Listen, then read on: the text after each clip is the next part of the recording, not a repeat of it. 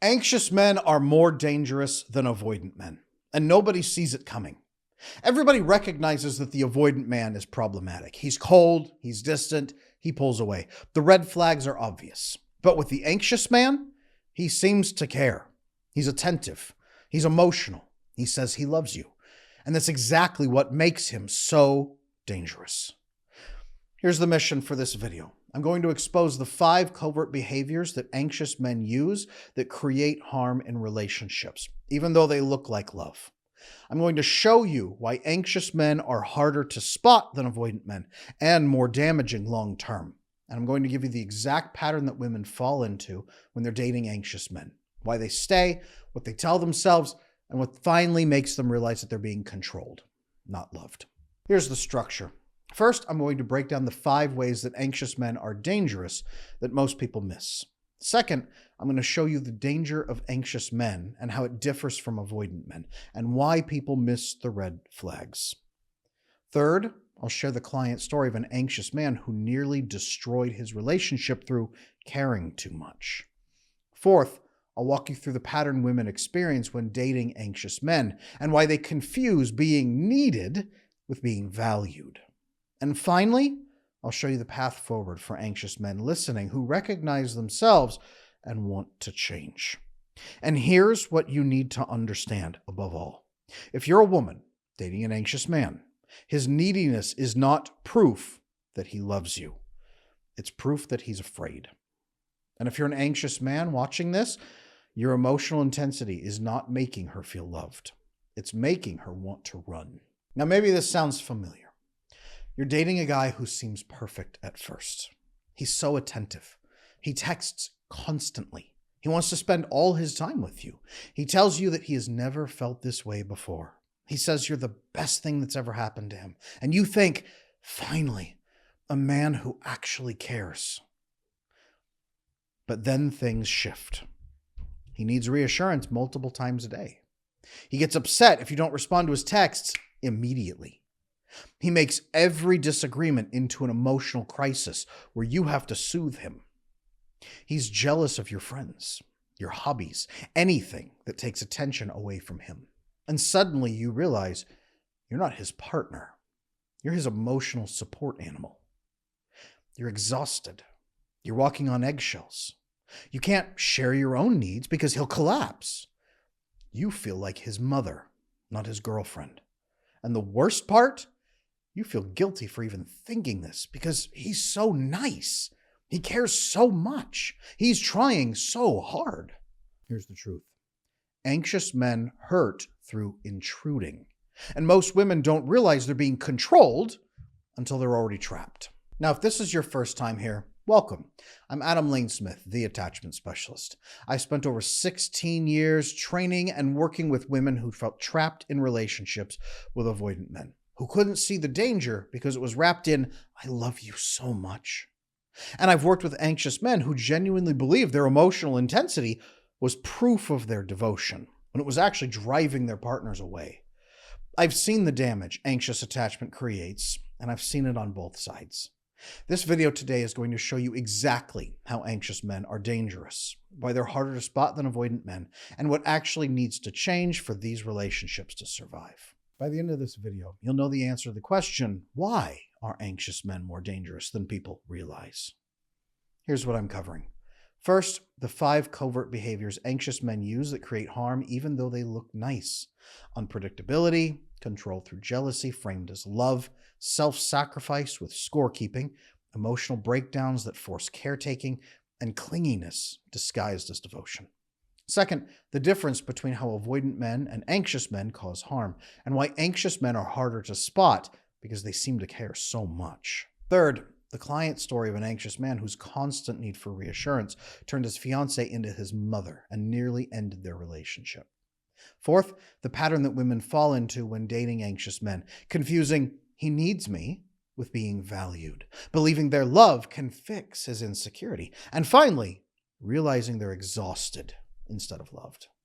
And finally, the path forward for anxious men, what you need to learn to stop being dangerous and start being secure. This video today, it's not about demonizing anxious men. This is about understanding that emotional neediness is not love. And until anxious men learn to regulate themselves, they'll keep destroying the relationships they're desperately trying to save. So let's get into it. First, I know you're curious. Let's talk about the 5 ways that anxious men are dangerous. Because these behaviors, at first, look like love. They're actually control, and most people can't tell the difference. Behavior number 1 is unpredictability. Anxious men are unpredictable, especially for the woman that they're with. Anxious men are unpredictable because you never know how they're going to react emotionally to you. A big part of this is because all of the kindness and love and joy and intimacy that they give have secret price tags attached. Okay? So you never know when they're going to blow up with resentment. You never know when the bill is coming due. You never know when he's having such an emotionally turbulent day that he's going to collapse or crave reassurance. This creates instability in him, which he doesn't enjoy, by the way, but it creates massive unpredictability for her, where she essentially has to step forward and be the stabilizing force. She has to be the man. Behavior number 2, control through jealousy, framed as love. Anxiously attached men feel a lot of jealousy about pretty much everything. Your time, your attention, your hobbies, your family, your friends. And it's not that they don't want you to have those things. It's that they never feel fulfilled enough. See, when we have low oxytocin, that bonding hormone, and then we get it with one person, it becomes highly addictive. And now we are constantly afraid of losing it. Anxiously attached men pick one person to hyperfixate into at a time and get their needs met entirely through that person. So everyone and everything else is a potential risk for you to leave him for that. And he can't get his needs met unless you're right there taking care of him. Your time and your attention constantly monitored, constantly measured, being scanned in case somebody or something else is more important to you. Behavior number 3, self-sacrifice with endless scorekeeping. They self-sacrifice a lot. They overperform a lot. They will give you everything. And that's the problem. They give you everything and keep a little ledger of what they have given you and what they'd like in return without ever telling you. Imagine going to a very fancy restaurant and you're given the menu with 0 prices on it, so you don't know what you're ordering. And they just keep telling you, don't worry about it, don't worry. And at the end comes a massive surprise bill. This is anxious attachment. They do everything for you, but they expect repayment through total compliance with secret needs. The secret needs, by the way, that they won't ever talk about because they're ashamed of them. The resentment begins to build and build and build on their side as you inevitably fail to follow through. You never agreed to this contract, but he's holding you to it anyway. I get asked all the time, what is my attachment style? What is my attachment style? What is my attachment style? So I have finally launched the attachment assessment. This is not a short quiz that just spits out an answer after 3 seconds. This is a thorough, in-depth, science-backed assessment. Check it out on my website, adamlanesmith.com, and learn your attachment style, the severity of what you're dealing with, and some next steps you can take right now to build very secure attachment. Behavior number 4, emotional breakdowns that force caretaking. Small stressors trigger big emotional collapses periodically. Small things crash because it builds up and it builds up and it builds up.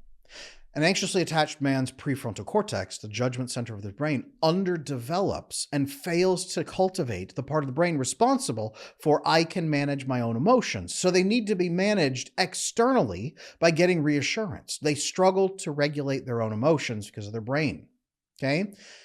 The partner then has to step into caretaker mode and give them emotional safety again and again and again.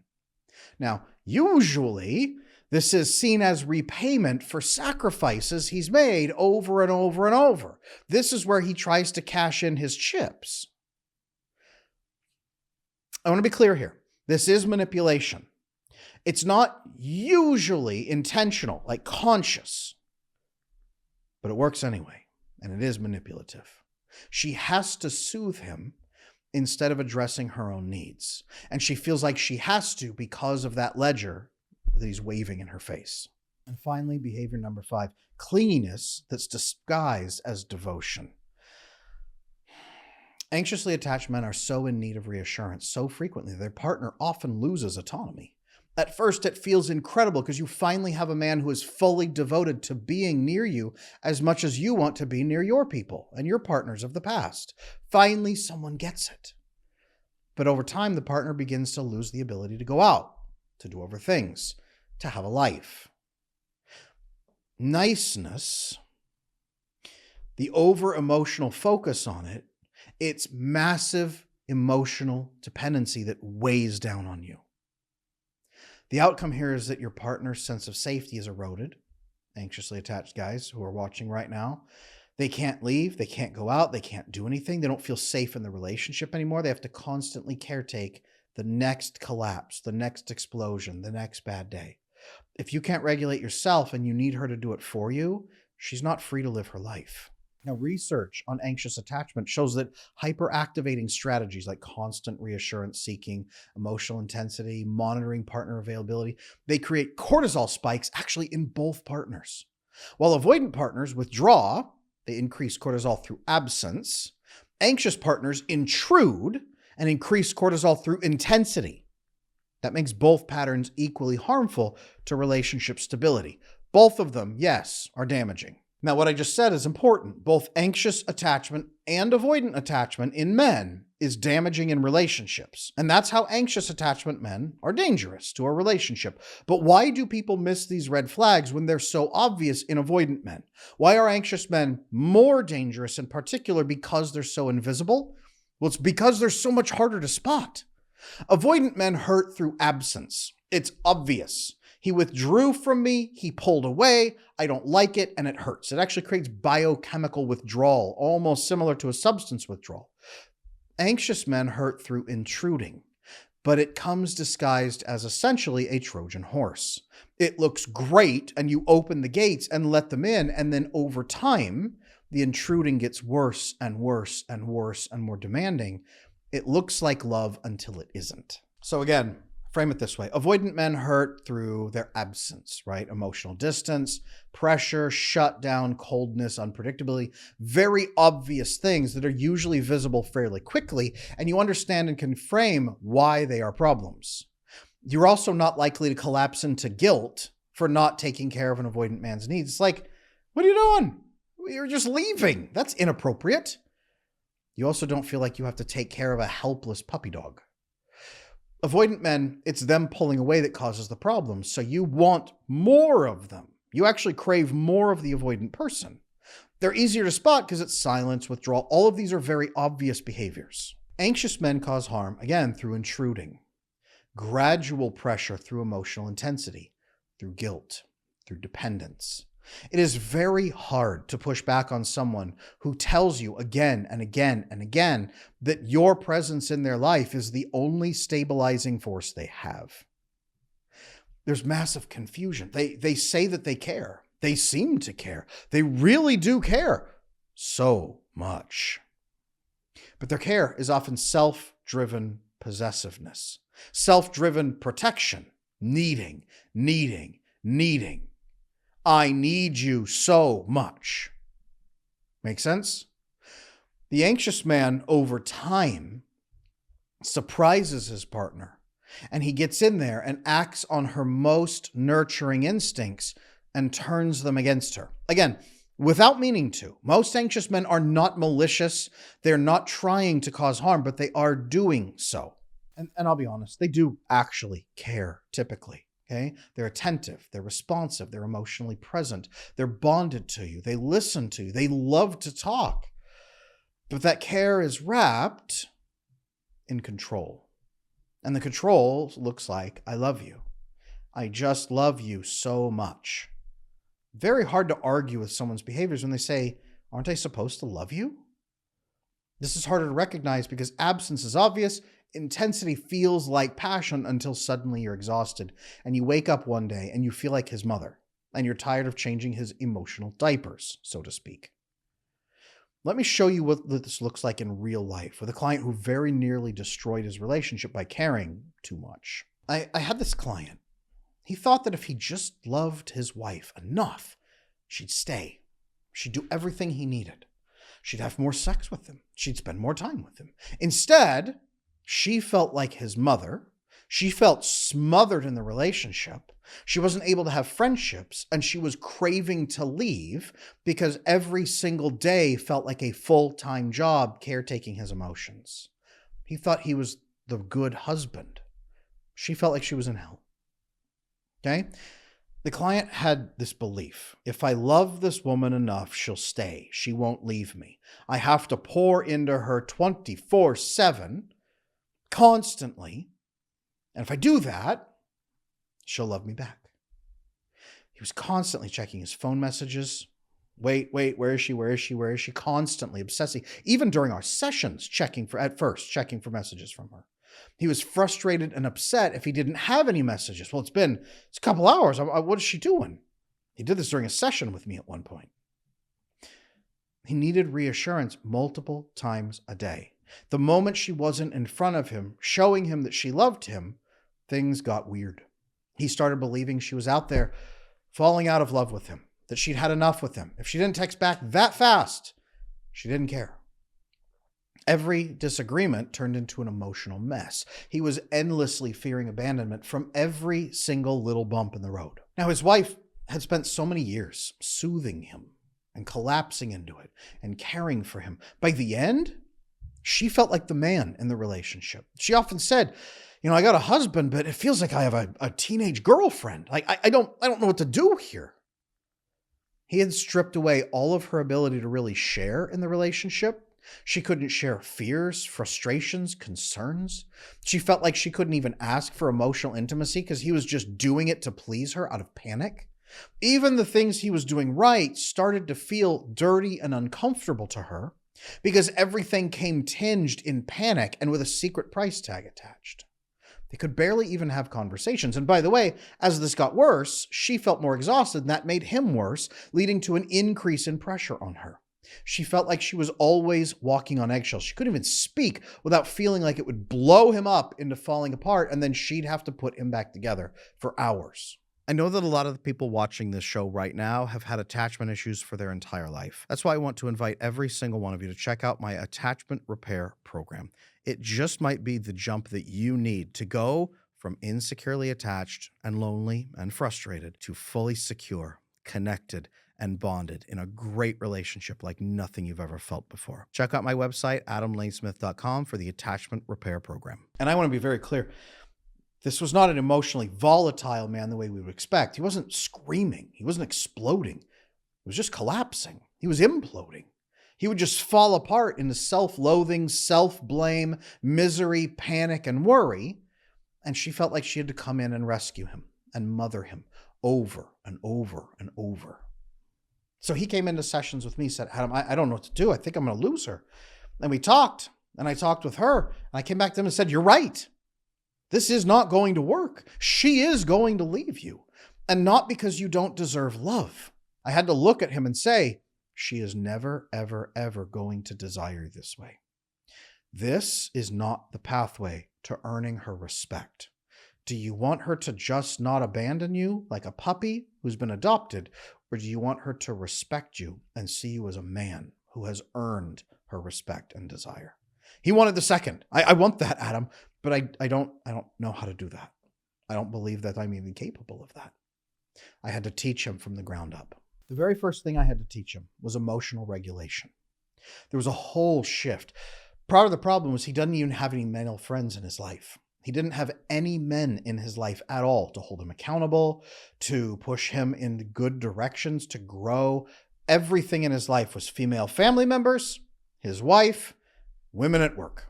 Everything everywhere was women, and he was constantly trying to please everyone, especially his wife, but everyone. He had no men. Now, regardless of this is controversial or not, men need other men to push them to new levels. He had to network first and build relationships with other men to share his concerns and fears with them, not to cry to them, but to get accountability to make him grow. He needed it. He also had to stabilize. He had to be emotionally disciplined himself so that his wife could bring him concerns and share them, and he could listen Take them in and build a solution. Instead of collapsing and saying, I'm sorry, I have failed you because you had 5 minutes of bad feeling. I am the scum of the earth and I'm ruined and I'm sorry I've destroyed our family. He needed to be able to calm down and say, okay, tell me your concerns. All right. Sucks to hear, but let's build a solution. What do we need to do to get through this?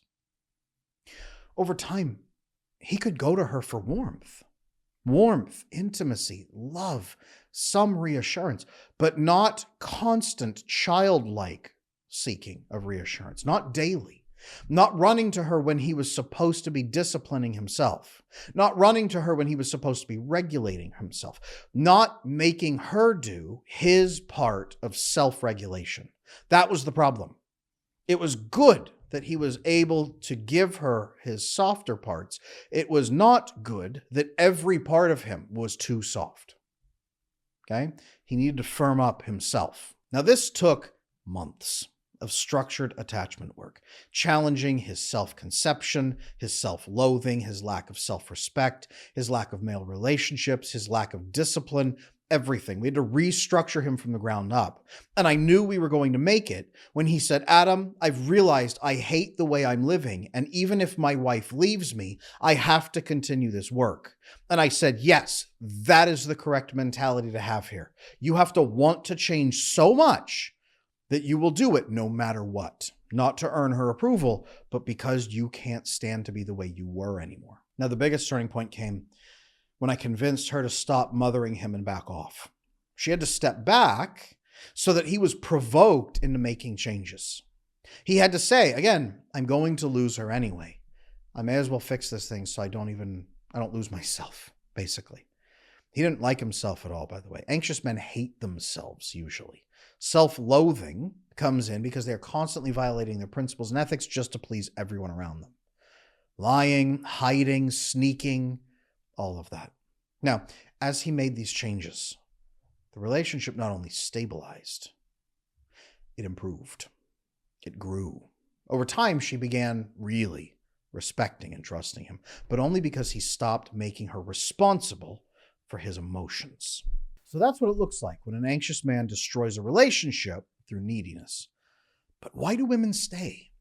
What's the pattern that they fall into? Now let's pause here for a moment. If you're a woman watching this and you recognize your partner in what I just described, that constant need for reassurance, the emotional collapses, the jealousy framed as love, I need you to hear something. Being needed is not the same thing as being wanted. And you can't love his insecurity away. Here's what you need to understand. Recognizing these patterns is just step one. But knowing what to do about them, that's where most people get stuck. That's why every week I send my email subscribers exclusive insights on attachment patterns, relationship strategies, and the exact frameworks that turn insecure relationships into secure ones. If you want proven tactics for handling anxious partners, setting boundaries without guilt, and finally stopping the caretaker cycle, sign up for my email newsletter using the link in the description. You'll get strategies you won't find anywhere else, delivered straight to your inbox. Don't let another week go by managing his emotions instead of building your relationship. Subscribe now. Now let's talk about the pattern women fall into when they're dating anxious men. Ladies out there watching this, if you've dated an anxious man, you know eventually you confuse "he needs me" with being valued. It feels good to be needed at first. And by the time you realize how much he needs you and how inappropriately he needs you, you're trapped. And then women often stay. A lot of women who date anxious men sometimes have more avoidant tendencies anyway. Not always. Sometimes they're disorganized, sometimes avoidant, sometimes somewhat secure, but more often than not, they're a bit more avoidant. So the first confusion point comes when they confuse "he needs me" with being valued. Another one they say is, "he's trying, he just has trauma." All of this springs from the fact that these women typically believe their love can fix his insecurity over time. They don't understand how deep it runs. Most women go into this say, if I just give him enough love, he'll feel self-confident, he'll grow, and then he'll explore. And she's thinking the way that another woman would react. He's looking at her as a woman, actually, and saying, if I was in his shoes and I felt insecure and someone loved me, I would begin feeling confident, then I would grow. That is not how men work. You cannot love a man into secure attachment. That is not how that works. Partly because his prefrontal cortex is underdeveloped, and so his brain says, I can't make myself feel better. I need you to do it for me. That is at the brain structure level. So then women start telling themselves various things. He means well. He just loves me a lot. I don't want to abandon him like other people did. He just needs reassurance right now. Maybe it's a phase. He'll grow out of it. A lot of things people say about teenagers, by the way, it already begins with mothering. Okay?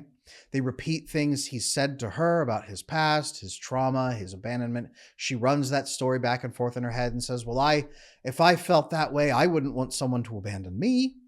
So that nurturing begins turning against her. She begins mothering him.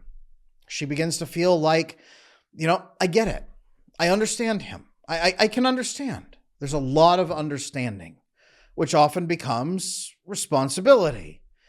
And responsibility for him often becomes imprisonment and exhaustion and frustration and then resentment. This is usually the point where most women start to realize something's wrong here. They feel totally exhausted instead of feeling loved and cared for. He is the most attentive man on the planet, and I feel so run down. They start hiding their needs just to avoid his reactions, just to avoid his collapses. Then they start feeling like his parent. They feel like they've become his mother, not his partner. I have to take care of him. I have to wipe his little mouth after meals. I have to powder his butt. I have to care for his feelings. Every time he has a tantrum, I have to take care of him. I have to burp him. I have to put him to bed, constantly managing his emotions for him, the way you would with a child whose brain hasn't developed self-regulation yet. The breaking point comes when she says, usually out loud to somebody, I'm his mom, and I hate it. And that's usually where the women finally turn around. The realization here for most women is that caretaking like that is not love. That's dependency. And that being needed is not the same as being wanted. Then they come to realize you shouldn't have to tiptoe around your partner and their behaviors. Women usually learn this with anxious men faster than they learn it with avoidant men. Okay? Avoidant men, again, hurt through removing, and she just keeps trying to get him in. Anxious men are intruding, and now she's trying to get him back and push out. And finally, women realize there's something wrong here. This is not appropriate. It's not attractive. I don't see him as a man. I see him as a child. I feel like I am the man. I feel like a single mom. I don't like this feeling, and I can't live in it anymore. So, right now, if you're an anxious man who's been listening to all of this, if you're recognizing yourself, you're probably saying, Adam, what do I do? What is the path forward? You're like my client coming into me for that session. Adam, what do I do? How do I stop this? How do I stop being dangerous and start being secure? Well, the path forward for anxious men is first to realize that your emotional intensity doesn't make the other person feel loved, not long term. It's making her want to run away. So you've got to change that. First, you have to learn emotional regulation. The part of the brain, the prefrontal cortex, that didn't develop that fully yet, you're going to have to grow that.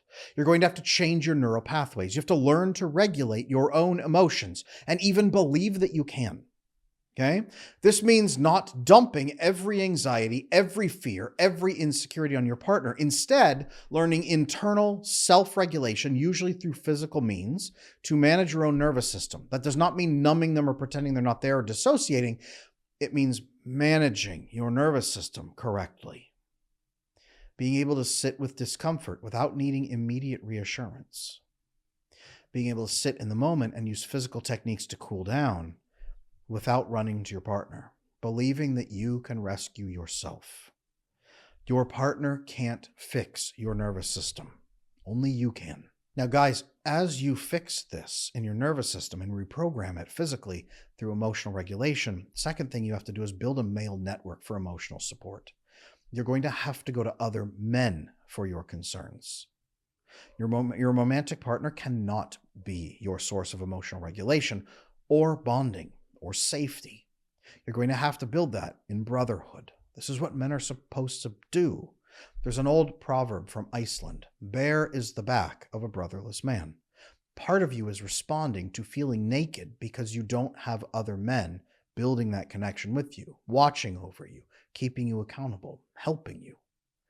You're going to need men's groups, close male friendships, structured support. And I don't mean you run to other men crying and sobbing and asking for a hug. I mean you calmly self-regulate and then go to a mentor or a men's group and say, this keeps happening to me and I want to fix it. What have you guys done that has worked for you?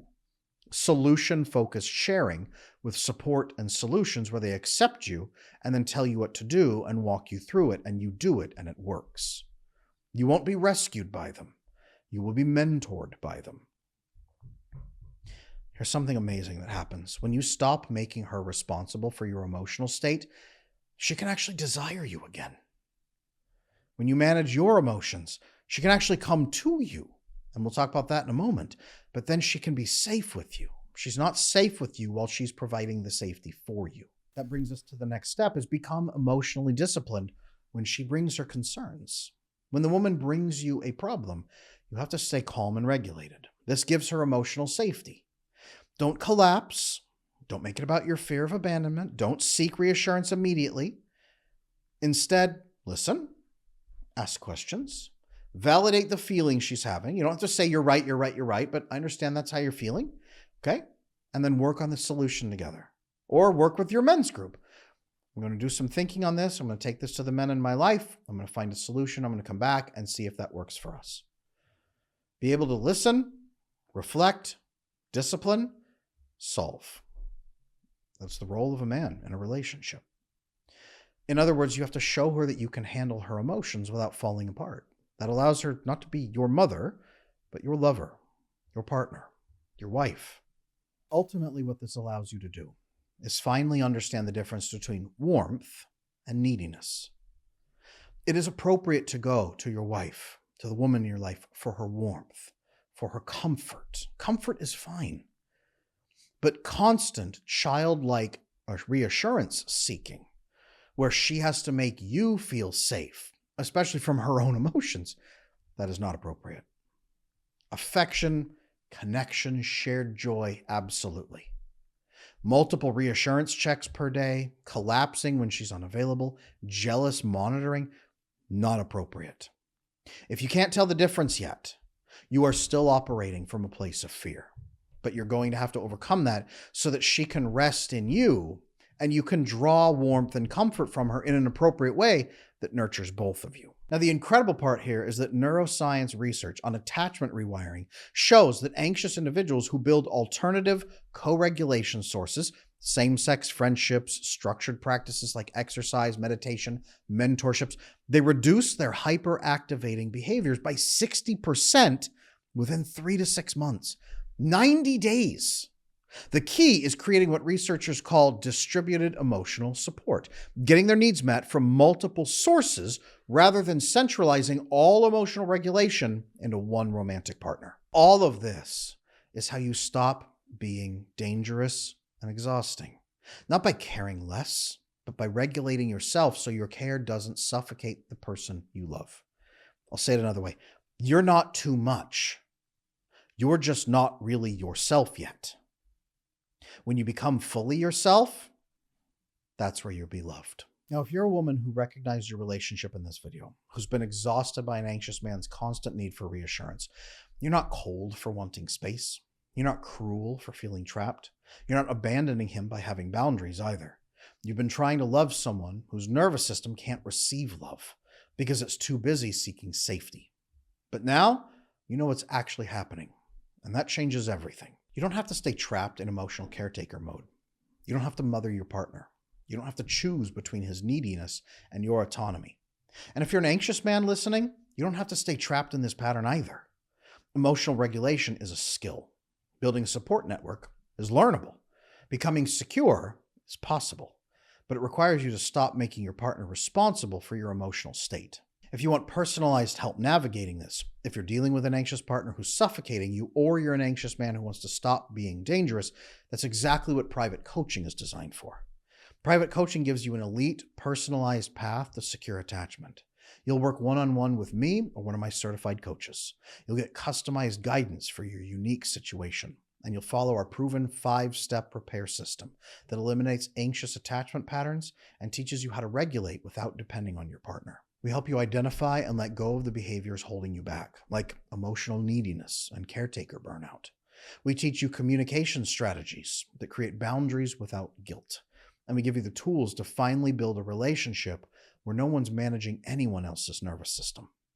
Whether you choose our 3-month or 6-month program, we'll give you live guidance, a vibrant community, and accountability that keeps you on track. This isn't theory. This is deep, lasting transformation. Apply for coaching at the link below in the description, because being needed isn't the same as being loved, and you deserve to know the difference. You now know why anxious men are more dangerous than most people realize. You know the 5 covert behaviors that look like love, but are actually control. You know the pattern that women fall into and what makes them finally leave. And you know the path forward for anxious men who want to change. The only question left is, are you going to keep confusing neediness with devotion? Or are you going to start building real security? You're closer than you think. This is your turning point. I'm Adam Lane Smith, the attachment specialist. Thank you for your time, your attention, and your trust. While you're here, please make sure you like, comment, subscribe, and come to my next live stream. I'll see you there.